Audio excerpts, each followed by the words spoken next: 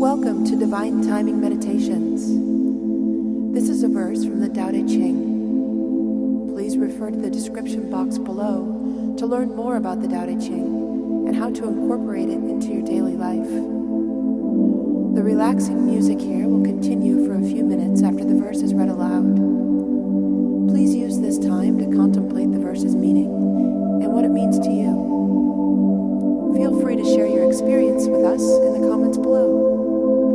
And while you're here, please subscribe to our channel to get notified about all of our self-discovery content. Now let's begin.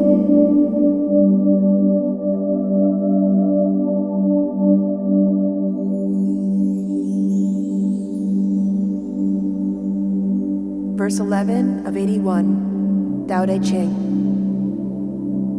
30 spokes will converge in the hub of a wheel, but the use of the cart will depend on the part of the hub that is void.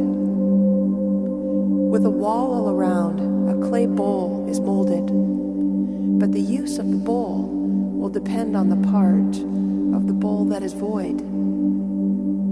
Cut out the windows and the doors in the house as you build, but the use of the house will depend on the space in the walls that is void.